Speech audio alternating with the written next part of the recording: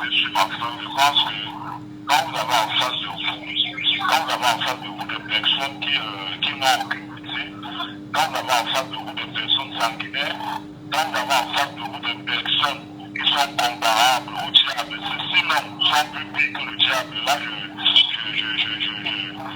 je rappelle juste les propos d'un certain évêque qui a comparé le régime de Yaoundé au diable en disant même que je suis branché à chaque fois qu'on veut toujours caractériser ces gens sur le sang de la foi, en voulant toujours les faire plaisir, en voulant toujours aller dans leur temps.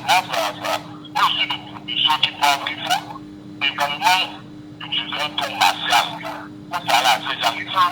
Et moi, j'attendais pour ce mot de dérouler la manière par Tentez autant qu'on pourrait bien sûr de nous avoir. Hein.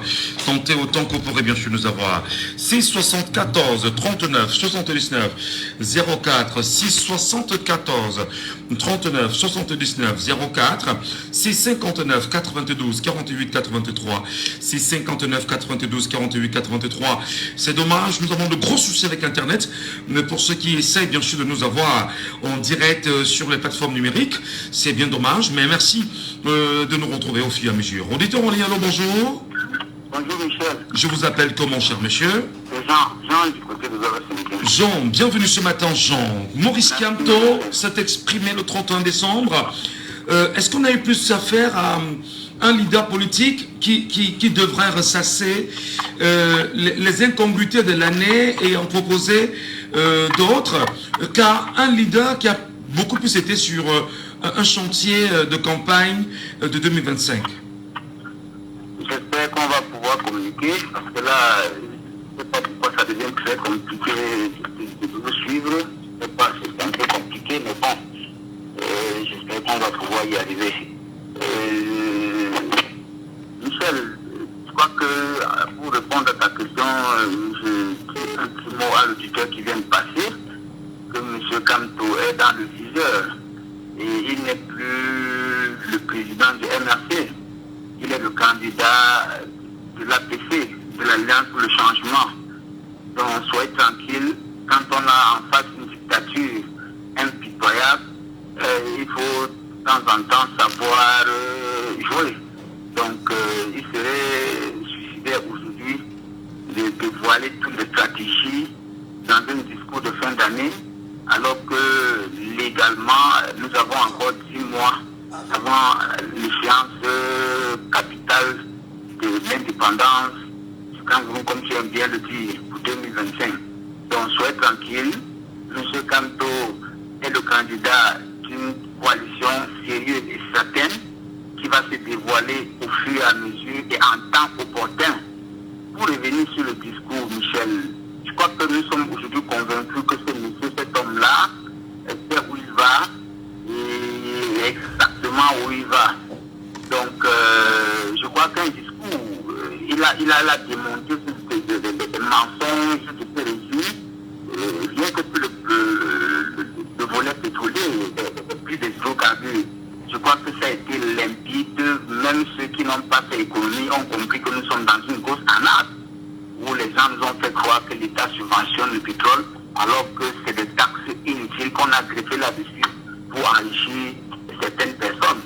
Il est quand même stupide de constater que nous sommes un pays producteur de pétrole et que combien d'années après, Michel, que la Sonara soit incendiée, qu'on n'arrive pas à réhabiliter parce qu'on ne trouve pas 500 milliards de francs, Michel. C'est incroyable pour le Cameroun. Ça passe. Moi, mon intervention, ce qui m'a vraiment intéressé, je crois que tu l'as dit sur ta page Facebook, c'est la réaction de certains détracteurs, les chargés de mission pour tout détruire, c'est-à-dire ceux qu'on pense que c'est des opposants, alors qu'en réalité c'est les infiltrés du pouvoir. Ils ont dit que comment un monsieur qui a dit que le football ne devait pas le pays peut penser à organiser une Coupe du Monde. Alors, je voudrais justement qu'on s'accorde que Maurice Kamto ne l'a jamais dit. Voilà. C'est très important. Voilà. Je m'appelle Michel Ngachou. J'ai souvent porté un tel discours sur mes plateformes numériques, en précisant que le football n'a jamais développé un pays. Alors, il ne faut pas qu'on verse dans la diversion et que l'on prenne ce que Michel Ngachoua dit pour coller cela à Maurice Kamto. C'est bien dommage. Donc, vraiment, un peu de grandeur. Michel, est-ce que dire que le football n'a jamais développé un pays est un mensonge, Michel? Non, mais si un président vous dit, écoute-moi bien, Michel, si un président vous dit qu'en 2038, le Cameroun peut organiser une Coupe du Monde, ça veut dire qu'il croit si son programme de gouvernance est mis en application, est pris par les Camerounais, accepté par les Camerounais. D'ici 2038, ça va faire combien d'années, Michel? Ça veut dire que le Cameroun sera développé, pourra organiser une Coupe du Monde conjointement avec 3 ou 4 autres pays. Et en ce moment, nous allons bénéficier d'une Coupe du Monde. Tu sais ce que ça fait le tourisme et tout le Cameroun pourra profiter en ce moment-là. Et ce n'est pas lui. Quand il dit qu'en 2038, mais c'est une vision. C'est pas que c'est lui qui va l'organiser. Il pense que le Cameroun peut le faire. Mais si Martin Tekin était vivant, il peut se retourner dans sa tombe quand il écoute ces gens-là. Quand il disait I have a dream, j'ai un rêve, que d'ici 40 ans, les États-Unis seront ça. Est-ce qu'il disait que d'ici 40 ans, il sera encore là, ou bien penser à lui? Non, je dis vraiment, sortons de ces schémas de haine et regardons un peu ce que l'homme propose. Il est dans un statut d'homme d'État, prêt à gouverner avec les chiffres, et avec une cohérence dans la démarche à nul autre pareil. Donc je dis simplement pour ce premier geste que les Camerounais laissent la haine, laissent la stigmatisation, laissent le tribalisme et regardent ce que l'homme propose. En attendant, les évêques, les hommes de Dieu donnent déjà le don. Moi, j'ai la foi que d'ici qu'on s'approche de 2025, les autres corps sociaux vont donner le don et que l'APC va se mettre en place, va se dévoiler et enfin, les Camerounais vont savoir comment faire, savoir où donner leur voix, comment donner toutes leurs énergies pour qu'en 2025, ils auront notre indépendance comme tu l'as souvent souhaité. Très bien, merci infiniment. Passez une bonne journée, chers messieurs. Nous vous écoutons 674 39 79 04 et nous rappelons que Internet vraiment laisse à désirer depuis ce matin. On ne sait pas trop pourquoi. On n'est pas capable de relayer tout ce que nous sommes en train de produire sur nos plateformes numériques et c'est un problème assez grave quand même. Auditeur en ligne, allô, bonjour. Bonjour, monsieur Michel. Monsieur Saban, un auditeur très fidèle. Soyez les bienvenus ce matin, monsieur Saban. Pardon? Soyez les bienvenus ce matin, monsieur Saban. Oui, grand merci. Voilà. Justement, Maurice Kamto a laissé un discours assez intéressant le 31 décembre dernier. Peut-être oui, peut-être non, mais qu'est-ce que vous avez retenu, vous? Le réseau est exécrable. C'est grave. Mais allez-y, on vous écoute quand même, on tend l'oreille. Oui, monsieur Michel, je n'ai pas suivi le discours jusqu'à la fin, mais j'ai suivi le petit morceau là dont vous avez placé, mais pour moi, je vois que c'est trop beau pour être vrai. Parce que le vrai combat, comme je l'ai toujours dit, le vrai combat se situe sur l'ECA, avec M. Soussé. Parce que pour que Maurice Kamto arrive au pouvoir, ça sera un combat de titans. Ça sera entre le peuple du Cameroun, le peuple camerounais et le RDPC. C'est trop beau pour être vrai. Si on peut appliquer ça sur le Cameroun, 5 ans nous serons un peu, on sera déjà en train de titiller l'Afrique du Sud. Mais comment y arriver, monsieur Michel? Le problème c'est là. Je vous l'ai toujours dit dans cette émission que nous ne dépasserons jamais 8 millions d'inscrits. Je vous dis ça tous les jours à cause de M. Soussé et Abraham. J'ai suivi tout ça. C'est très beau. Mais comment y arriver? Voilà. Le réseau vraiment laisse à désirer ce matin. Le réseau fait vraiment chier, comme on dit souvent entre nous. Et c'est bien dommage. Vraiment, merci. Peut-être le temps que les choses se rétablissent, on pourra peut-être reprendre la suite de ce discours avec le professeur Maurice Kamto. Dans les domaines des sports de haut niveau, en particulier dans ceux où le Cameroun dispose d'atouts importants. Je me limiterai ici à notre sport roi, le football. Notre objectif majeur à moyen terme est la co-organisation avec 3 pays frères, la Côte d'Ivoire, le Nigeria et le Ghana, de la Coupe du monde de football en 2038. La contribution exceptionnelle du Cameroun, tant au football africain qu'au football mondial, nous autorise une telle ambition. Nous sommes convaincus qu'en s'associant dans une telle initiative, le Cameroun, la Côte d'Ivoire, le Ghana et le Nigeria, 4 grandes nations de football africain et mondial, dotées d'infrastructures sportives de classe mondiale, auraient de bonnes chances de convaincre les instances compétentes de la FIFA de leur capacité à organiser ensemble, avec succès, un tel événement planétaire entièrement sur le sol africain après l'Afrique du Sud. Ce serait assurément un motif de grande fierté pour nos 4 pays et pour notre continent. Avec votre soutien, nous mettrons un maximum d'efforts et de ressources diplomatiques pour convaincre les uns et les autres de la pertinence d'un tel projet. D'abord la Côte d'Ivoire, qui aurait déjà manifesté l'intérêt pour l'organisation de cette grande fête du football mondial, puis le Nigeria et le Ghana, ensuite la FIFA. Camerounaises, Camerounais, mes chers compatriotes, l'année 2025 est, faut-il le rappeler, une année électorale décisive pour notre pays. Je serai candidat au scrutin présidentiel à venir. C'est assurément une mauvaise nouvelle pour ceux qui ont rêvé qu'ils pourraient garder le pouvoir ou y accéder sans affronter le peuple du changement et de l'alternance, c'est-à-dire les forces favorables à la démocratie dans notre pays. Ceux-là doivent se raviser, car par la grâce du Très-Haut, je serai candidat sans aucun doute. Le candidat porté par le MRC et les autres membres de l'APC, le candidat du peuple de la rupture avec une dictature néocoloniale. Ma candidature remplit toutes les conditions fixées par la Constitution et le Code électoral, et chacun devra en prendre acte, parce que telle est la loi. Le scrutin présidentiel à venir opposera 2 conceptions du Cameroun.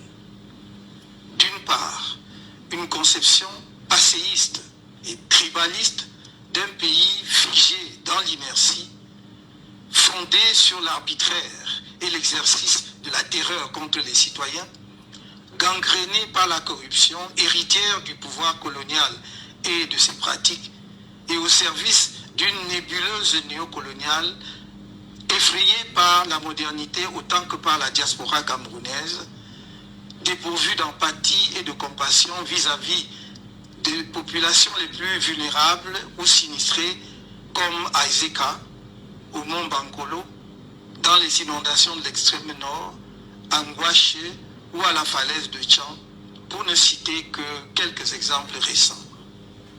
En tous ces lieux de douleur et de larmes, les populations espéraient en vain la présence d'un président indifférent et irrémédiablement absent. D'autre part, une conception d'un Cameroun moderne, humaniste, compassionnel et solidaire, à l'écoute du pays profond, y compris de sa diaspora et de ceux qui en sont venus à une révolte violente, profondément attachés à l'état de droit et à la justice, ouverte à l'indispensable réforme de l'État pour mieux répondre aux aspirations de toutes les composantes de la nation et portée par l'attention à la nécessité de s'enraciner dans nos cultures, de maîtriser les savoirs scientifiques et technologiques, de réaliser un progrès collectif partagé et attaché à la défense de la souveraineté de notre pays et de notre intérêt national, à la construction d'une Afrique unie, digne, respectée parce que puissante et maîtresse de son destin. Telles sont les 2 visions d'avenir de notre pays qui sont devant vous et qui doivent éclairer votre choix en 2025. Tout tous les efforts doivent être faits afin que nous atteignions notre objectif ultime à l'issue de ce scrutin, à savoir la victoire. Dans cette perspective, un budget a été approuvé lors du Conseil national du MRC tenu le 26 octobre dernier à Yaoundé. Il sera complété éventuellement par les prévisions des autres membres de l'Alliance politique pour le changement. L'élection présidentielle qui l'ont précédée, c'est une élection cruciale dans la vie et l'histoire de notre pays qui permettra de le relancer ou de le laisser poursuivre sa dérive dans les décennies à venir. C'est pourquoi j'en appelle à notre sursaut collectif face au candidat du pouvoir, qui qu'il soit, car le candidat du RDPC bénéficiera, comme d'habitude, des financements illimités pendant l'année 2024, alors que les Camerounais se mobilisaient comme jamais auparavant pour les inscriptions sur les listes électorales et qu'on se serait attendu à ce que les CAM les y encouragent avec enthousiasme. On a tous été témoins des manœuvres d'obstruction engagées en particulier par la Direction générale de l'ECAM. Cette tare qui inspire à la population le sentiment que tout est joué d'avance doit être corrigé impérativement avant le prochain scrutin présidentiel.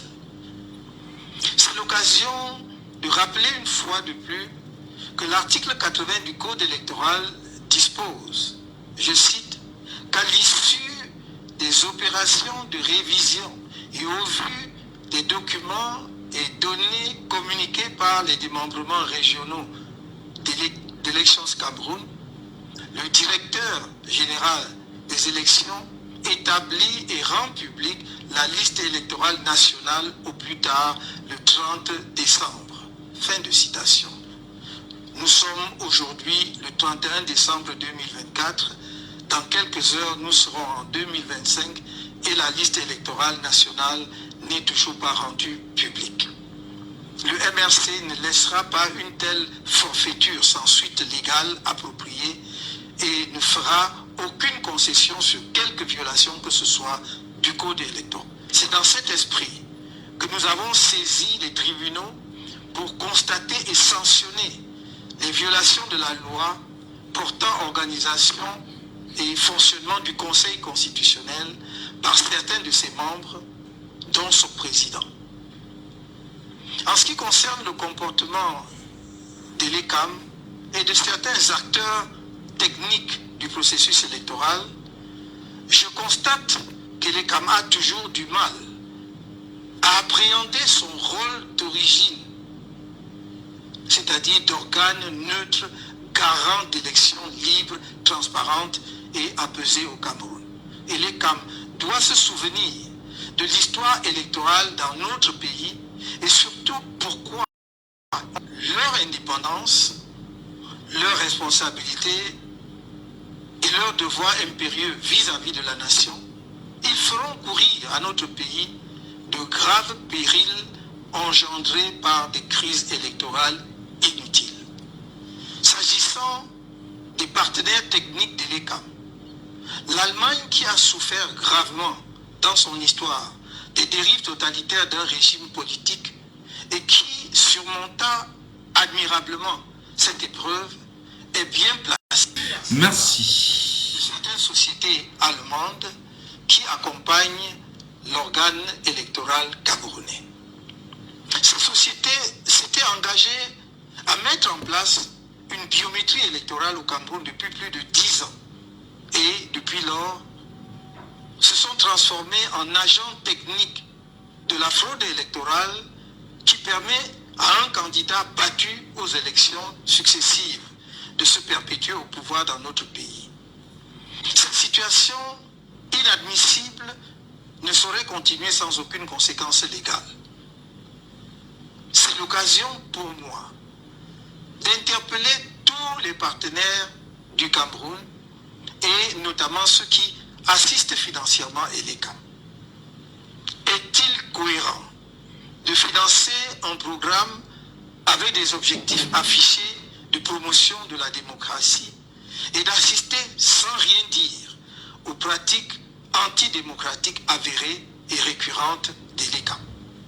Mes chers compatriotes, je sais que mieux que les autres Camerounais, vous, responsables et éléments des forces de défense et de sécurité, et vous, autorités administratives à tous les niveaux, savez que notre pays entre dans une zone extrêmement sensible et volatile. La seule manière d'éviter une inflammation de notre pays, redoutée par tant d'observateurs, c'est de laisser les Camerounais s'exprimer librement dans les urnes et de respecter scrupuleusement leur choix.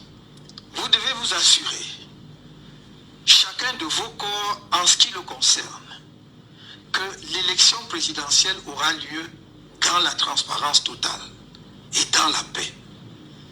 Ce sera votre honneur, celui de l'ECAM et du Conseil constitutionnel et par conséquent de notre pays, que pour une première fois dans notre histoire, le prochain président de la République soit le véritable vainqueur dans les urnes et reçoive les félicitations de ses adversaires.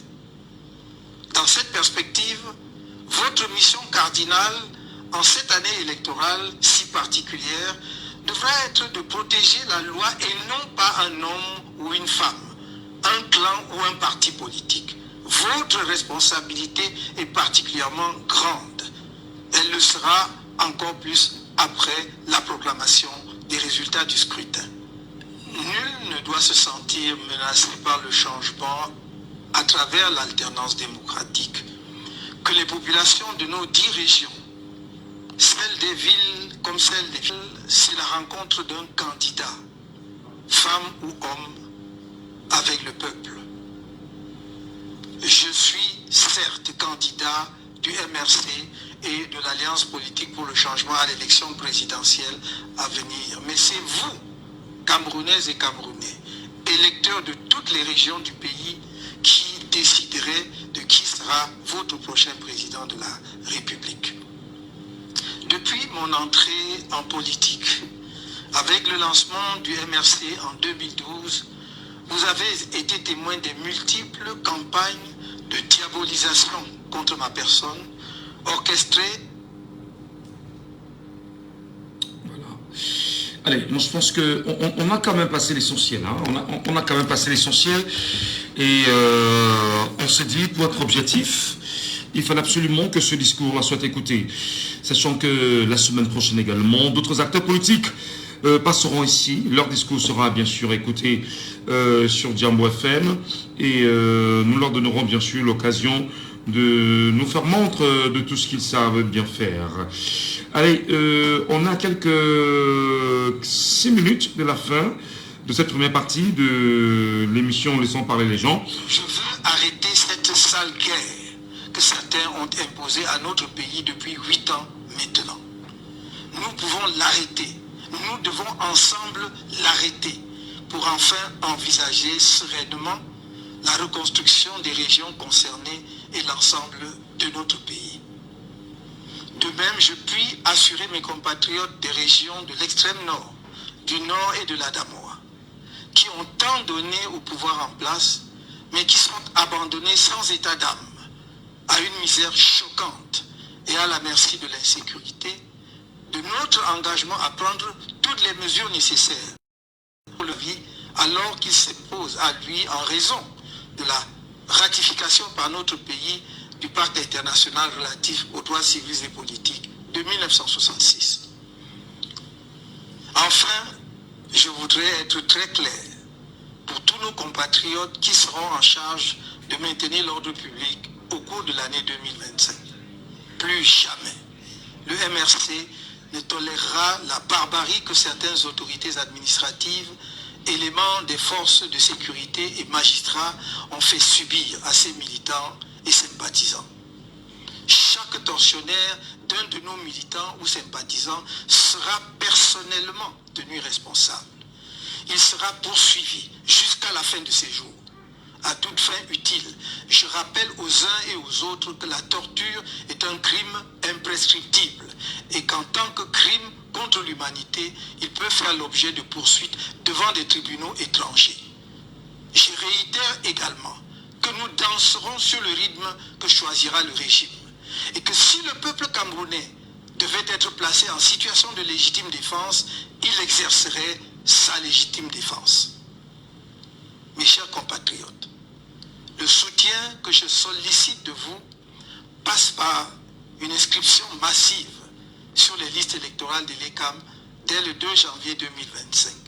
Pour ceux et celles qui ne sont pas encore inscrits, la campagne d'inscription qui s'ouvre le 2 janvier sera la dernière avant le scrutin présidentiel que nous attendons tous. Mesdames et messieurs, les acteurs politiques et de la société civile, étudiants, universitaires, intellectuels, femmes et hommes des arts, leaders religieux de tous bords, autorités traditionnelles, nous avons un rendez-vous avec l'histoire dans quelques mois, à un moment où notre pays, le Cameroun, est à la croisée des chemins. Nous n'avons pas le droit de manquer ce rendez-vous. Nos désaccords et autres petites querelles habituelles doivent être dus devant l'enjeu politique qui se joue autour du scrutin présidentiel à venir. C'est pourquoi j'appelle à un grand rassemblement pour un sursaut national en 2025, par les urnes et dans la paix. N'ayez pas peur. Je le répète, n'ayez pas peur. L'agitation, la gesticulation, les provocations et menaces incessantes que vous entendez sont les derniers soubresauts de quelques extrémistes d'un régime qui a fait trop de mal à notre pays et qui sait lui-même qu'il est au bout de sa course. Ne vous laissez ni distraire, ni impressionner. Ces extrémistes du régime ont beau déployer le spectre de la terreur et du chaos, ils ne triompheront pas face au peuple camerounais debout. L'avenir nous tend les bras, saisissons-les. Bonne et heureuse année 2025, dans la douceur d'un Cameroun porté par le souffle de l'espoir. Je ne vous trahirai pas. Que Dieu élève notre pays. Voilà, merci. On s'est battu. On s'est battu. Il est bien sûr 10h, mesdames et messieurs. Gardez l'écoute avec nous. Vous nous appellerez bien sûr dans la deuxième partie, juste après le bulletin de l'actualité restitué par Estelle Ngonji. Jambo FM. Vous êtes sur Jambo FM 91. 10h.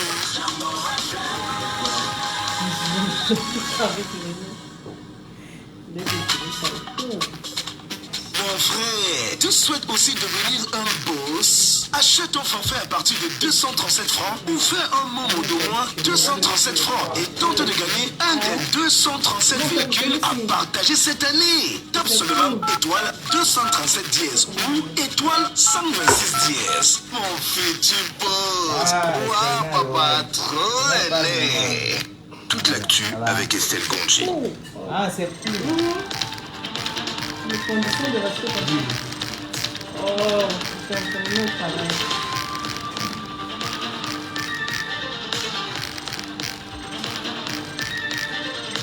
Mesdames et bonjour. À l'ouverture de cette édition d'information dans la ville de Yaoundé, un incendie d'une grande ampleur s'est propagé au marché Mbogbi dans la soirée d'hier. Malgré l'intervention des sapeurs-pompiers, les flammes n'ont pas pu être maîtrisées à temps. Plusieurs commerces ont donc été consumés et les réelles causes ne sont pas connues pour le moment.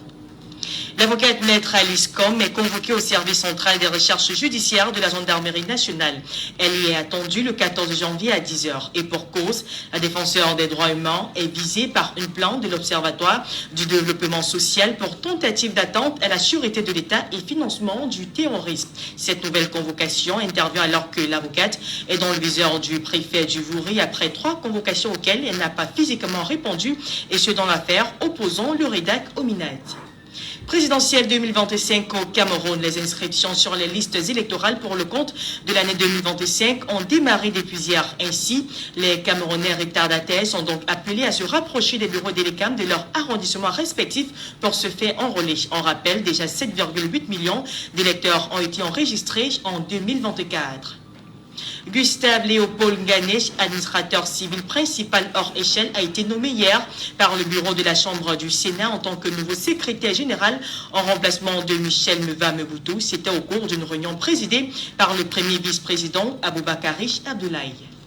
En sport, la FECAFOOT et d'autres fédérations camerounaises ont été dépossédées de la gestion financière des sélections nationales. En effet, dans une circulaire de la loi des finances signée le 31 décembre dernier par le Premier ministre, il est clairement indiqué que l'argent des compétitions nationales et internationales sera désormais mis à la disposition du ministre du Sport qui assure la gestion. Et voilà pour ce point d'actualité. Merci. Merci infiniment, Esther. Passez une bonne journée. Merci, meilleur. Mesdames, Messieurs, l'édition de Laissons parler les gens de ce jour se poursuit sur Diambo FM. Attention, vous le savez, vous nous appelez bien sûr en direct pour analyser avec nous ce matin cette sortie de professeur Maurice Kamto du mouvement pour la renaissance du Cameroun, deuxième aux élections présidentielles de 2018 et selon le Conseil constitutionnel. Souvenez-vous, il a également délivré son discours le 31 décembre dernier et nous avions décidé effectivement de donner la parole à tous ces acteurs politiques, un peu comme hier nous le faisions pour le chef de l'État, M. Paul Biya. Prenons le tuteur avec nous bien sûr en direct ce matin. Allô, bonjour. Bonjour, monsieur Gatchou et meilleurs vœux. Merci, monsieur Fauchivé. Soyez les bienvenus, monsieur Fauchivé, sur Jambo FM ce matin. Je vous en prie. Comment... Je vous parlais de discours. Oui, bien sûr. Comment aviez-vous accueilli, si vous l'aviez écouté d'ailleurs, le discours de monsieur Maurice Kamto du mouvement pour la renaissance du Cameroun? C'est vrai qu'hier nous écoutions celui de monsieur Paul Biya. Vous n'étiez pas là, mais comment avez-vous accueilli ce discours-là? Comme tout Camerounais, qui s'intéresse à la chose politique de son pays, oui. J'ai suivi presque tous les hommes politiques, mais j'ai une remarque à faire pour dire simplement qu'un homme politique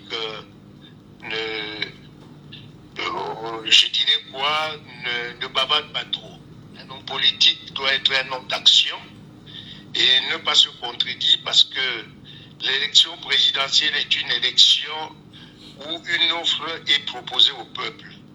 Lorsque un homme politique vous dit qu'il n'est pas allé aux élections parce qu'il ne pouvait pas laisser une partie du pays comme le Nozo être envahi et qu'aujourd'hui partent aux élections alors que cette même région plus le nord ne sont pas en paix, c'est une contradiction.